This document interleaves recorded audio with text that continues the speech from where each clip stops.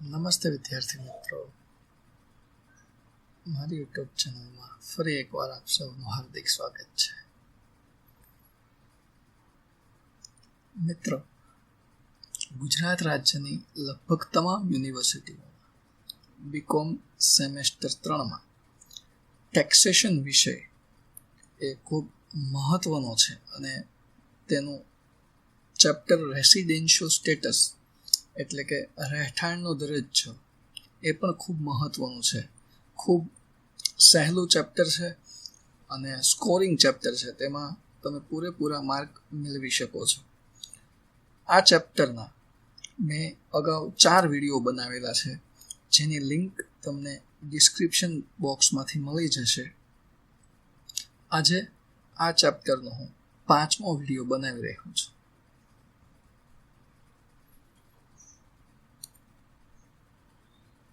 આજે આપણે આ ચેપ્ટરનો 3જો દાખલો જોઈશું.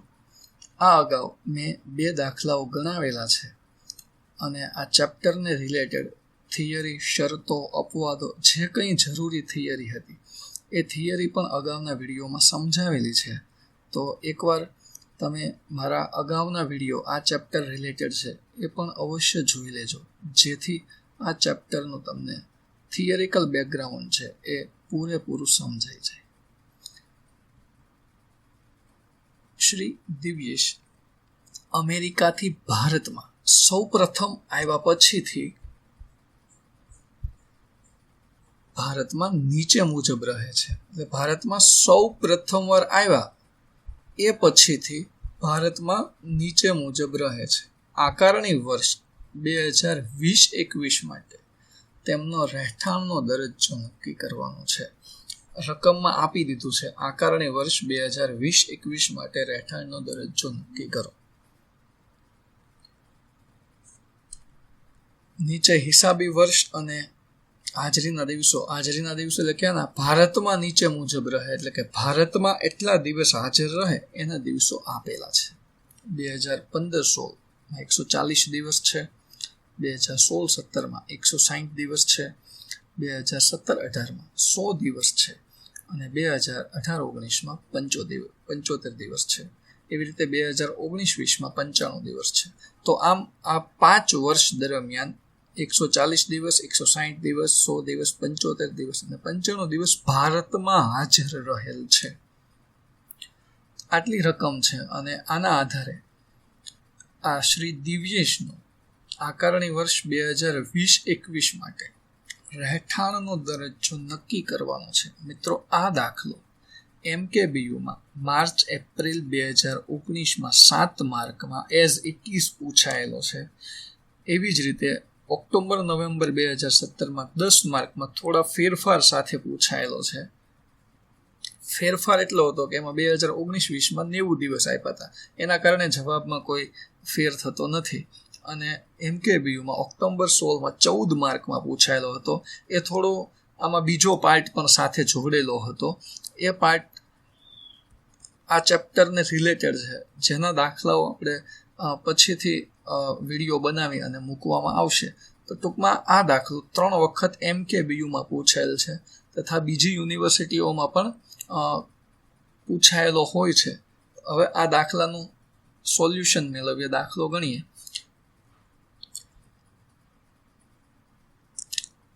જો મિત્રો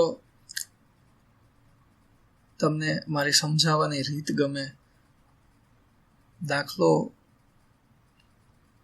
હું જે રીતે સમજાવું છું એ પદ્ધતિ ગમે અને મારા વિડીયો જો ગમે તો તમે લાઈક કરી શકો છો.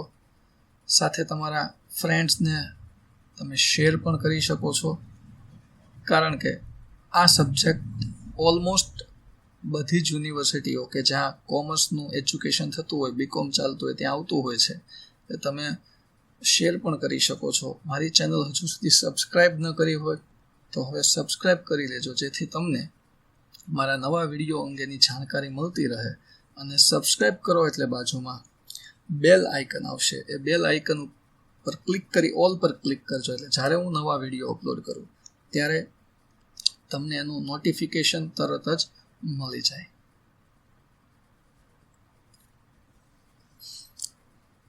મિત્રો આપણે આ રહેઠાણનો દરજ્જાનો દાખલો ગણવા માટેના 6 સ્ટેપ બનાવેલા છે. સ્ટેપ બાય સ્ટેપ દાખલો ગણવાનો એમનું પહેલું સ્ટેપ છે આકારણી વર્ષ અને પાછલું વર્ષ લખવું.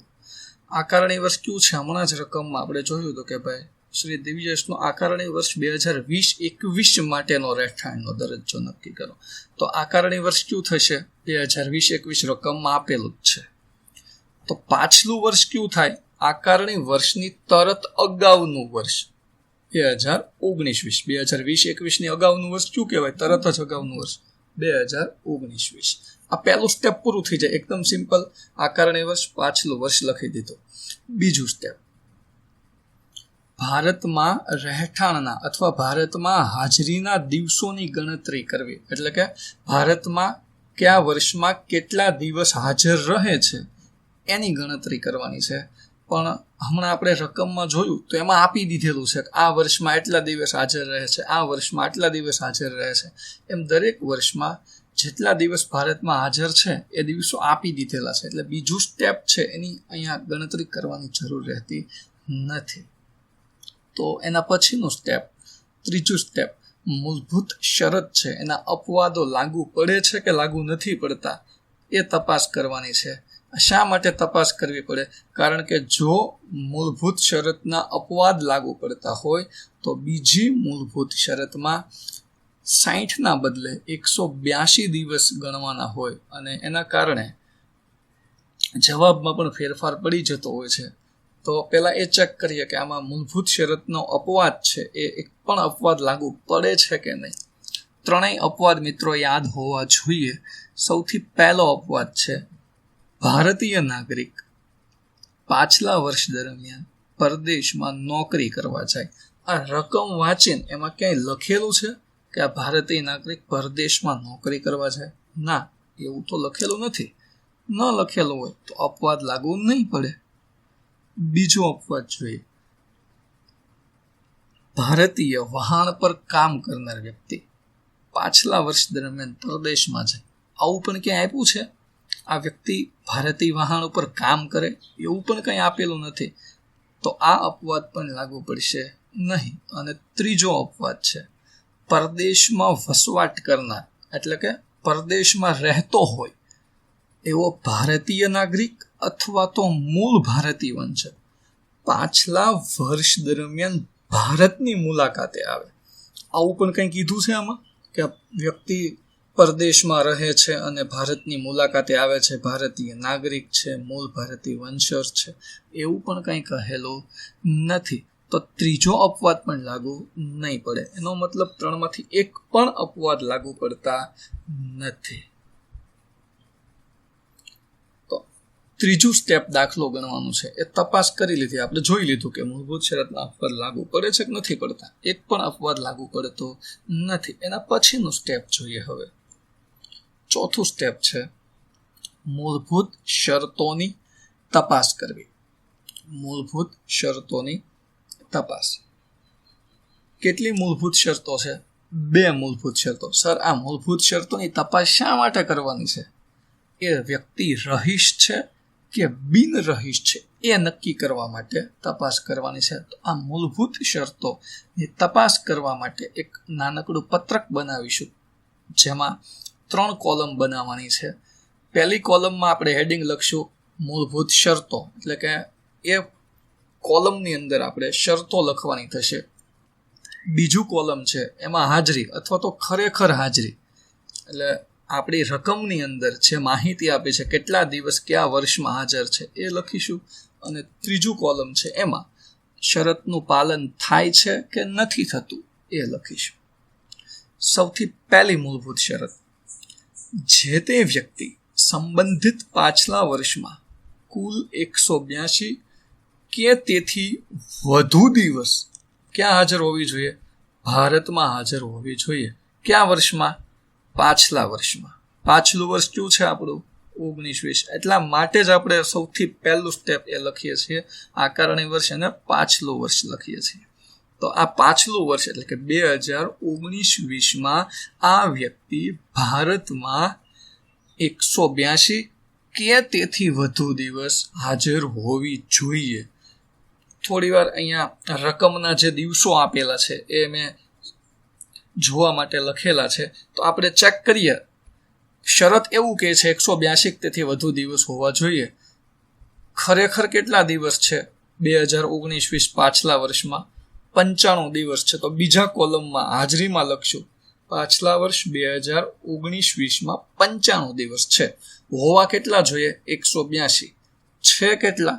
95. તો પાલન થાય ન થાય? તમને કોઈ એવું કહે કે તમે 365 માર્કની પરીક્ષા હોય એમાંથી 182 કે તેથી વધુ માર્ક લાવો તો પાસ કહેવાય, અને તમે 95 માર્ક લાવો તો પાસ થાવ કે ફેલ થાવ? સ્વાભાવિક છે ફેલ જ થવાય. સેમ વસ્તુ અહીંયા 182 કે તેથી વધુ દિવસ ભારતમાં હાજર હોય તો શરતનું પાલન થાય, એનાથી ઓછા દિવસ ભારતમાં હોય તો પાલન થાય નહીં. એટલે અહીંયા પહેલી મૂળભૂત શરતનું પાલન થતું નથી. બીજી મૂળભૂત શરત તપાસીએ. જે તે વ્યક્તિ સંબંધિત પાછલા વર્ષમાં કુલ 60 કે તેથી વધુ દિવસ, આ પાછલા વર્ષમાં 60 કે તેથી વધુ દિવસ અને એની અગાઉના પાછલા વર્ષની અગાઉના 4 વર્ષમાં કુલ 365 કે તેથી વધુ દિવસ ભારતમાં હાજર હોવી જોઈએ. અહીંયા 2 પાર્ટ છે. બીજી મૂળભૂત શરત છે એ 2 જુદા જુદા પાર્ટની બનેલી છે. પહેલો પાર્ટ શું કહે છે? પાછલા વર્ષમાં 60 કે તેથી વધુ દિવસ ભારતમાં હાજર હોવા જોઈએ. પાછલું વર્ષ કયું? 19-20. હોવા કેટલા જોઈએ? 60. ખરેખર છે કેટલા? 95. તો ખરેખર જે છે એ લખીએ. પાછલા વર્ષ 19-20માં 95 દિવસ છે. હવે બીજો પાર્ટ જોઈએ. અગાઉના 4 વર્ષ. કોની અગાઉના? પાછલા વર્ષની અગાઉના. ભાઈ પાછલું વર્ષ કયું છે? 2019-20. 19-20 ની અગાઉના 4 વર્ષ, એટલે આ 4 વર્ષ થશે. 19-20 ની અગાઉના 4 વર્ષના 365 કે તેથી વધુ દિવસ હોવા જોઈએ એવું શરત કહે છે. આપણે ચેક કરીએ ખરેખર કેટલા છે પાછલા વર્ષની અગાઉના 4 વર્ષમાં. પાછલું વર્ષ કયું? 2019-20. તો એની અગાઉનું વર્ષ 18-19 કેટલા દિવસ છે? અહીંયા આપેલા છે આપણને રકમમાં 75. 2017-18 કેટલા દિવસ છે? 100. 2016-17 કેટલા છે? 160. 2015-16માં કેટલા છે? 140. આમ પાછલા વર્ષની અગાઉના 4 વર્ષનો ટોટલ કેટલો થાય છે? 475 દિવસ થાય. હવે હોવા કેટલા જોઈએ? 365 અથવા તેનાથી વધુ. છે કેટલા? 475. એટલે કે 365 કરતાં વધારે છે. બીજી મૂળભૂત શરતમાં ખાસ ધ્યાન રાખવાનું, બીજી મૂળભૂત શરતના 2 ભાગ છે એ બંને ભાગનું પાલન થવું જોઈએ. પહેલા ભાગમાં 60 કે તેથી વધુ હોવા જોઈએ. છે? હા. બીજો ભાગ 4 વર્ષ છે, અગાઉના 4 વર્ષ, એમાં 365 કે તેથી વધુ હોવા જોઈએ. અહીંયા છે તો કે હા. એટલે બીજી મૂળભૂત શરતના બંને ભાગનું, બંને પેટા ભાગનું પાલન થાય છે. એટલે એવું કહી શકે કે બીજી આખી મૂળભૂત શરતનું પાલન થાય છે. હવે પહેલી મૂળભૂત શરતનું પાલન નથી થતું, બીજી મૂળભૂત શરતનું પાલન થાય, આવો એક સંજોગ બન્યો. આના આધારે આપણે નક્કી કરવાનું છે કે આ વ્યક્તિ રહીશ છે કે બિન રહીશ છે. તો એ રહીશ છે કે બિન રહીશ, એના માટે ટોટલ 4 સંજોગો ઊભા થાય. કેવા સંજોગ ઊભા થાય? બંને મૂળભૂત શરતનું પાલન થાય. પહેલીનું પાલન થાય, બીજીનું પણ પાલન થાય. એક સંજોગ આવો બને. બીજો સંજોગ એવો બને, પહેલી શરતનું પાલન થાય, બીજી શરતનું પાલન ન થાય. એક સંજોગ એવો બને, પહેલી શરતનું પાલન ન થાય અને બીજી શરતનું પાલન થાય. અને એક સંજોગ એવો બને, બેમાંથી એક પણ મૂળભૂત શરતનું પાલન ન થાય. પહેલા ત્રણેય સંજોગોમાં રહીશ એટલે કે ઓછામાં ઓછી એક મૂળભૂત શરતનું પાલન થાય એટલે એ વ્યક્તિ રહીશ ગણાય, અને બેમાંથી એક પણ મૂળભૂત શરતનું પાલન ન થાય તો એ વ્યક્તિ બિન રહીશ ગણાય. આપણો જે દાખલો છે એમાં કયો સંજોગ લાગુ પડે છે? ત્રીજો સંજોગ. પહેલી મૂળભૂત શરતનું પાલન નથી થતું, બીજી મૂળભૂત શરતનું પાલન થાય છે. એટલે જવાબ શું આવ્યો? મૂળભૂત શરતોના આધારે રહીશ છે કે બિન રહીશ? રહીશ છે. મૂળભૂત શરતોના આધારે એ વ્યક્તિ શું કહેવાય? રહીશ છે. એટલે આ મૂળભૂત શરતોની તપાસ એટલા માટે કરવામાં આવે છે કે વ્યક્તિ રહીશ છે કે બિન રહીશ એ નક્કી કરવું. અહીંયા આપણે નક્કી કર્યું આ વ્યક્તિ શું છે? રહીશ છે. હવે એના પછીનું સ્ટેપ, 5મું સ્ટેપ, જો રહીશ હોય એટલે કે આ ચોથા સ્ટેપનો જવાબ રહીશ આવે તો વધારાની શરતોની તપાસ કરવાની. તો શું કરવાનું? હવે વધારાની શરતોની તપાસ કરવાની થશે. અને આપણે નીચે લખશું કે શ્રી દિવ્યેશ છે એ બીજી મૂળભૂત શરતનું પાલન કરે છે એટલે રહીશ ગણાય. અને હવે રહીશ ગણાય તો પછી સામાન્ય રહીશ છે કે સામાન્ય રહીશ નથી એ નક્કી કરવું પડે. અને એ શેના આધારે નક્કી થાય? વધારાની શરતોના આધારે. એટલે વધારાની શરત તપાસવામાં આવશે. તમારે પેપરમાં આ રીતે જવાબ લખવાનો છે. હું સ્ટેપ લખું છું, હું હાજરીના દિવસો લખું છું, એ ફક્ત સમજ આપવા માટે છે. એ પેપરમાં ફરીવાર બધા લખવાની જરૂર નથી. આ જેમ અત્યારે પ્રેઝન્ટેશન આ સ્લાઇડમાં દેખાય છે એ રીતે તમારે પેપરમાં જવાબ લખવાનો થશે. બાજુમાં પહેલું બીજું ત્રીજું સ્ટેપ આવતું હોય, મેં થોડી વાર રકમ પણ બાજુમાં લખી હોય તો એ તમારે બીજી વાર જવાબમાં લખવાની જરૂર હોતી નથી. હવે આપણે શું કરીએ? વધારાની શરતોની તપાસ કરીએ. વધારાની શરતોની તપાસ સેમ આ હમણાં જે ફોર્મેટ બનાવ્યું હતું મૂળભૂત શરતોની તપાસ માટે એવું જ ફોર્મેટ બનાવશું. ફક્ત હેડિંગમાં થોડો ફેર પડશે. અહીંયા વધારાની શરતો આવશે. અહીંયા બે જુદી જુદી વસ્તુઓ છે બંને વધારાની શરતમાં, રહીશ અથવા તો હાજરી. ખરેખર કેટલા વર્ષ રહીશ છે, ખરેખર કેટલી હાજરી, એના માટે બીજું કોલમ બનાવશું. અને ત્રીજું કોલમ એ શરતનું પાલન થાય કે નથી થતું એના માટે બનાવશું.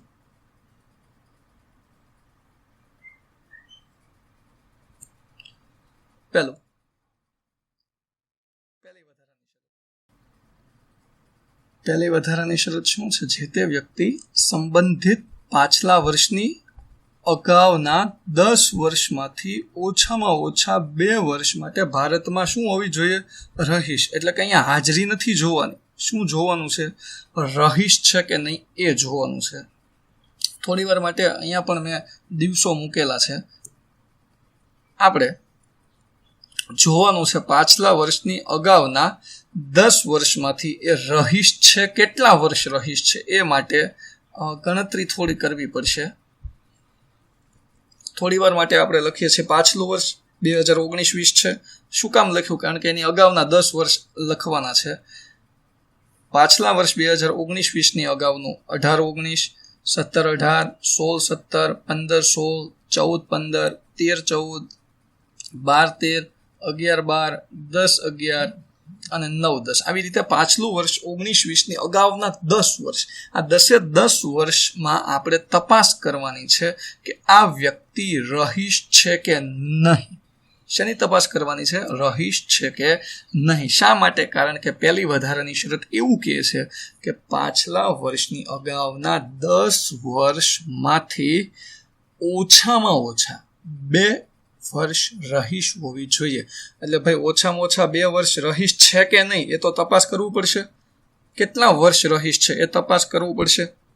અને રહીશ છે કે નહીં એટલે કે રહીશ છે કે બિન રહીશ છે શેના આધારે નક્કી થાય? એ તો હવે આપણને ખ્યાલ જ છે કે ભાઈ રહીશ છે કે બિન રહીશ એ તો મૂળભૂત શરતોના આધારે નક્કી થાય. તો અહીંયા મૂળભૂત શરત 1 અને મૂળભૂત શરત 2. પહેલી મૂળભૂત શરત શું? 182 દિવસ હોવા જોઈએ. બીજી મૂળભૂત શરત 60 અને અગાઉના 4 વર્ષના 365 દિવસ હોવા જોઈએ. આ બંને મૂળભૂત શરતોની તપાસ કરવાની થશે અને એના આધારે આપણે કહેશું કે રહીશ છે કે બિન રહીશ છે. હવે અહીંયા જુઓ, અગાઉના 10 વર્ષ લખેલા છે, એના જે દિવસો આપેલા છે એ દિવસો પણ લખેલા છે. અને એની અગાઉના ખાસ તો અહીંથી 2014-15થી એક પણ દિવસ નથી લખ્યો, એટલે 0 દિવસ લખેલ છે. શા માટે? કારણ કે પ્રશ્નમાં એવું કહેલ છે, રકમમાં એવું કહેલ છે કે સૌ પ્રથમ વાર અમેરિકાથી ભારતમાં આવ્યા ત્યાર પછીથી નીચેના સમય દરમિયાન રહે. એટલે કે સૌ પ્રથમ વારી 15-16માં આવેલા હોય ત્યાર પછીથી ભારતમાં રહે, એની પહેલાં ભારતમાં આવ્યા જ નથી, એની પહેલાં ભારતમાં રહ્યા જ નથી. તો એની પહેલાંના 14, 15, 13, 14 હોય કે છેક 9, 10 સુધી એક પણ વર્ષમાં ભારતમાં આવ્યા જ નથી તો ભારતમાં કેટલા દિવસ હોય? એક પણ દિવસ ન હોય. એને તમે 0 અથવા તો ડેશ કરીને લખી શકો છો. હવે આપણે શું કરવાનું છે? અહીંયા આ અગાઉના 10 વર્ષમાં તપાસ કરવાની છે કે આ વ્યક્તિ રહીશ છે કે બિન રહીશ છે. તો સૌથી પહેલા 2018-19ની તપાસ કરીએ. 2018-19માં આ રહીશ છે કે બિન રહીશ?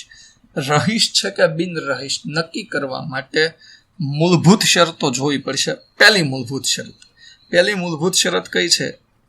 182 દિવસ હાજર છે 18-19માં. 182 દિવસ છે? ના. કેટલા દિવસ છે? 75 દિવસ. તો પહેલી મૂળભૂત શરતનું પાલન થતું નથી. કંઈ વાંધો નહીં, આગળની શરત જોઈએ. બીજી મૂળભૂત શરત શું કહે છે? એમાં 2 પાર્ટ છે જેની તપાસ કરીએ છીએ. પાછલા વર્ષમાં 60 દિવસ છે, 60 કે તેથી વધુ દિવસ છે? હા, 60 કરતાં વધારે દિવસ છે. એક પાર્ટનું પાલન થાય. બીજો પાર્ટ એની અગાઉના 4 વર્ષ, એટલે આ જેનું આપણે તપાસ કરીએ છીએ 2018-19ના 75 દિવસ, એની અગાઉના 4 વર્ષ છે. મેં અહીંયા કૌંસ જેવું કરેલું છે. એના 4 વર્ષનો ટોટલ 365 કે તેથી વધુ દિવસ થતો હોવો જોઈએ. કેટલો ટોટલ થાય છે? આ 100 + 160 + 140 + 0, એટલે ટોટલ થાય છે 400 દિવસ. એટલે 365 કરતાં વધારે છે. બંને પાર્ટ 60 કરતાં પણ વધારે છે, 365 કરતાં પણ વધારે છે. એટલે બીજી મૂળભૂત શરતના બંને પાર્ટનું પાલન થાય એટલે એવું કહી શકીએ આપણે કે બીજી આખી મૂળભૂત શરતનું પાલન થાય છે. હવે આ રહીશ છે કે બિન રહીશ છે એના માટે આપણે જે 4 સંજોગો હતા એમાંનો એક સંજોગ, પહેલી મૂળભૂત શરતનું પાલન ન થાય, બીજી મૂળભૂત શરતનું પાલન થાય, તો જવાબ શું આવે? રહીશ આવે. જવાબ શું આવે? રહીશ આવે. તો 2018-19માં એ વ્યક્તિ રહીશ કહેવાય. એવી રીતે 2017-18માં તપાસ કરીએ. 2017-18માં પહેલી મૂળભૂત શરત 182 દિવસ છે? ના. કેટલા દિવસ છે? 100 દિવસ જ છે. તો પહેલી મૂળભૂત શરતનું પાલન ન થાય. બીજી મૂળભૂત શરત 60 દિવસ છે? હા, 60 દિવસ છે. 100 આપ્યા, 60 કરતાં વધારે છે. એની અગાઉના 4 વર્ષ, આ 100ની અગાઉના 4 વર્ષ છે. અહીંયા બીજા કલરનું મેં કૌંસ કરેલ છે. 100ની અગાઉના 4 વર્ષ, 160, 140, 00, 300 દિવસ છે. હોવા કેટલા જોઈએ? 365 દિવસ કે તેથી વધુ હોવા જોઈએ. એટલે પહેલો પાર્ટ, બીજી મૂળભૂત શરતનો પહેલો પાર્ટ 60 કરતાં વધારે છે, બીજો પાર્ટ 365 કરતાં વધારે નથી. 365 પણ નથી, એનાથી વધારે પણ નથી. એટલે બીજી મૂળભૂત શરતનો પહેલો પાર્ટનું પાલન થાય, બીજા પાર્ટનું પાલન ન થાય. પણ આપણને ખ્યાલ છે કે બીજી આખી મૂળભૂત શરતનું પાલન ક્યારે થાય? બંને પાર્ટનું પાલન થાય ત્યારે. એટલે અહીંયા 17-18માં બીજી મૂળભૂત શરતનું પણ પાલન થતું નથી. તો હવે નક્કી કરીએ 2017-18માં રહીશ છે કે બિન રહીશ છે. બેમાંથી એક પણ મૂળભૂત શરતનું પાલન ન થાય એટલે જવાબ શું આવે? બિન રહીશ ગણાય. 17-18ની તપાસ કરી. હવે 16-17ની તપાસ કરીએ. પહેલી મૂળભૂત શરત 182 દિવસ હોવા જોઈએ. 16-17માં 182 દિવસ છે? ના, 160 છે. એટલે પહેલી મૂળભૂત શરતનું પાલન નથી થતું. બીજી મૂળભૂત શરત 60 દિવસ છે? હા, પણ તેની અગાઉના 4 વર્ષ જુઓ, મેં બીજા કલરનો એરો કરેલ છે. અગાઉના 4 વર્ષના 365 હોવા જોઈએ. 140, 000, એટલે 140 જ છે, 365 નથી. એટલે એક પાર્ટનું પાલન થાય, બીજા પાર્ટનું પાલન ન થાય. એટલે બીજી મૂળભૂત શરતનું પાલન ન થાય. આમ પહેલી મૂળભૂત શરતનું પાલન ન થાય, બીજી મૂળભૂત શરતનું પાલન ન થાય. એ જવાબ શું આવે? બિન રહીશ. 2016-17માં. એની અગાઉ 2015-16. 2015-16માં પહેલી મૂળભૂત શરત 182 દિવસ છે? 182 દિવસ? ના, 140 જ દિવસ છે. એટલે પહેલી મૂળભૂત શરતનું પાલન થાય નહીં. બીજી મૂળભૂત શરત 60 દિવસ છે? હા, 60 કરતાં વધારે છે, 140 દિવસ છે. એની અગાઉના 4 વર્ષ, એની અગાઉના 4 વર્ષ, આ ગ્રીન કલરનો એરો છે એમાં જુઓ, અગાઉના 4 વર્ષનો ટોટલ કેટલો? 0 દિવસ, 0, 0, 0, 0, 0 દિવસ. 365 હોવા જોઈએ છે? નથી. એટલે પહેલા પાર્ટનું પાલન થાય, 60 કરતાં વધારે છે, પણ બીજો પાર્ટ 365 નથી. એટલે બીજી મૂળભૂત શરતનું પાલન ન થાય. આમ પહેલી મૂળભૂત શરતનું પાલન ન થાય, બીજી મૂળભૂત શરતનું પણ પાલન ન થાય. જવાબ શું આવે? બિન રહીશ.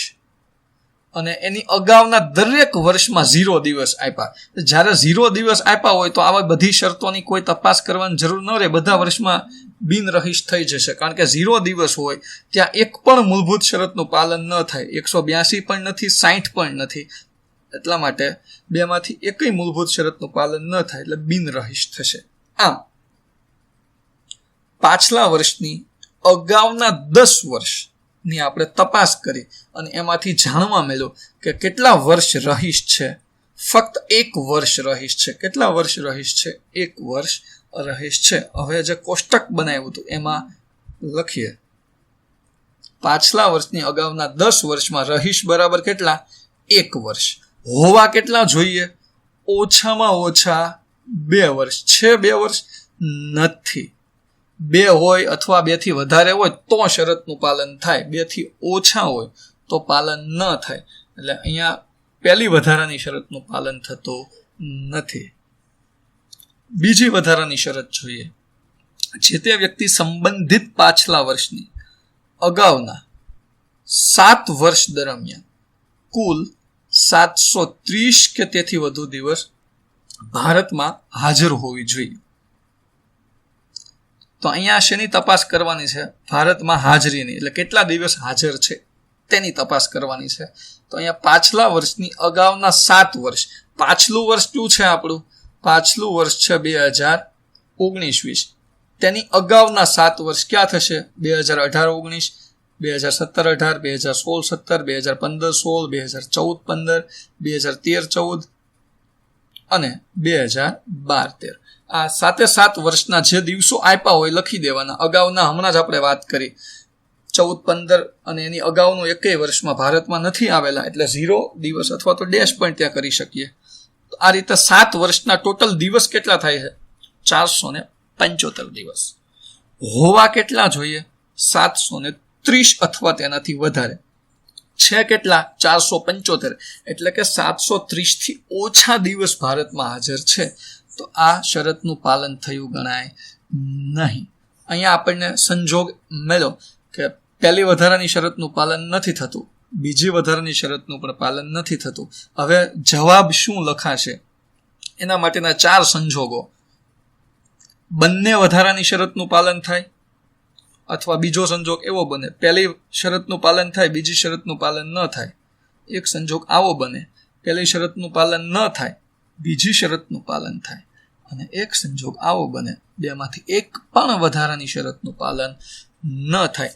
જ્યારે બંને વધારાની શરતનું પાલન થાય ત્યારે અને ત્યારે જ એ વ્યક્તિ સામાન્ય રહીશ ગણાય, બાકી એ વ્યક્તિ સામાન્ય રહીશ ગણાય નહીં. આપણા દાખલામાં કયો સંજોગ છે? ચોથો સંજોગ. બેમાંથી એક પણ વધારાની શરતનું પાલન થતું નથી, એટલે વ્યક્તિ શું ગણાય? સામાન્ય રહીશ નહીં. વ્યક્તિ શું ગણાશે? સામાન્ય રહીશ નહીં. છેલ્લું સ્ટેપ આટલું મળી ગયું, એટલે હવે જવાબ લખવાનો છે. જવાબ એટલે શું લખવાનું? જે પૂછવું હોય. શું પૂછ્યું આપણને દાખલામાં? રહેઠાણનો દરજ્જો પૂછ્યો હોય. શું આવે રહેઠાણનો દરજ્જો? સામાન્ય રહીશ નહીં, કે રહીશ પરંતુ સામાન્ય રહીશ નહીં. તો નીચે લખી દેવાનું, શ્રી દિવ્યેશ વધારાની બંને શરતોનું પાલન ન કરતા હોવાથી આકારણી વર્ષ 2020-21માં ભારતમાં તેમનો રહેઠાણનો દરજ્જો રહીશ પરંતુ સામાન્ય રહીશ નહીં ગણાય. આ ફાઇનલ આન્સર છે અને તમારે આ રીતે પ્રેઝન્ટેશન બતાવવાનું રહેશે. આ 4 સંજોગો ઉપર દિવસો શરતો આ સ્ટેપ બાય સ્ટેપ હું લખતો એ બિલકુલ દર્શાવવાની કોઈ જરૂર નથી. એ ફક્ત સમજણ આપવા માટે જ મેં દર્શાવેલા છે. અહીંયા આ દાખલો છે એ પૂરો થઈ જાય છે.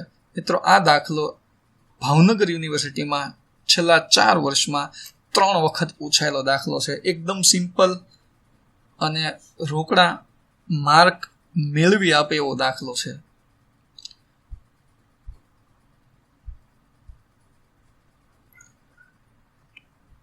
વિડીયો અંત સુધી જોવા માટે થેન્ક યુ. ફરી એક વખત જો મિત્રો તમને વિડીયો ગમે તો લાઈક કરી શકો છો. સાથે તમને જો આ વિડીયો ઉપયોગી લાગ્યો હોય, તમને સરળ ભાષામાં સમજૂતી મળી હોય તો તમે તમારા બીજા મિત્રો સાથે પણ શેર કરી શકો છો. ફરી એક વખત આ દરેક યુનિવર્સિટીમાં સબ્જેક્ટ અને આ ટોપિક આવતો હોય છે, એટલે તમે તમારા કોઈ પણ રિલેટિવ, કોઈ પણ ફ્રેન્ડ બીજી કોઈ યુનિવર્સિટીમાં અભ્યાસ કરતા હો એની સાથે પણ આ વિડીયો શેર કરી શકો છો. મારી ચેનલ હજુ સુધી સબસ્ક્રાઈબ ન કરી હોય તો હવે કરી દો અને બાજુમાં બેલ આઇકન આવશે, એની ઉપર ક્લિક કરી ઓલ પર ક્લિક કરો જેથી હું તમને જ્યારે નવા વિડીયો અપલોડ કરું એના અપડેટ અને નોટિફિકેશન તમને મળતા રહે.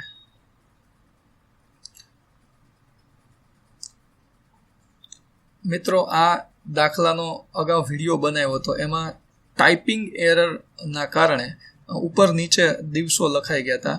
એટલા માટે એ વિડીયો હું ડિલેટ કરી અને મેં નવો વિડીયો અત્યારે બનાવ્યો છે. તો અગાઉનો વિડીયો કદાચ કોઈ વિદ્યાર્થીઓએ જોયો હોય તો એમાં થોડી માઇનોર મિસ્ટેક હતી. છેલ્લા વધારાની શરત નંબર પહેલીમાં આપણે જે તપાસ કરતા હતા અગાઉના 10 વર્ષમાં રહીશમાં, એમાં દિવસો ટાઈપિંગ એરરના કારણે થોડા જુદા લખાઈ ગયા હતા. બરાબર, આવા મને વિદ્યાર્થીઓએ સજેશન આપ્યું, થોડું એમને ધ્યાન ગયું, એટલા માટે મેં તરત જ એ વિડીયો ચેનલ ઉપરથી પાછો લઈ લીધો છે અને એ માટે નવો વિડીયો બનાવી દીધો છે. બરાબર, આવી કોઈ પણ તમને ટાઈપિંગ એરર અથવા તો કોઈ પણ ભૂલ દેખાતી હોય તો તમે મારું ધ્યાન દોરી શકો છો. હું તમારો આભારી થઈશ. તમારા કોઈ પણ સમસ્યા, પ્રોબ્લેમ, ક્વેરી, ડાઉટ હોય, બીજો કોઈ નવો દાખલો તમારે સમજવો હોય તો તમે કમેન્ટ બોક્સમાં જણાવી શકો છો. તમારા પ્રશ્નોને હું આવકારીશ અને હું શ્રેષ્ઠ રીતે પ્રયત્ન કરીશ કે તમારા દરેક સવાલોના જવાબ હું આપી શકું. Once again, thank you.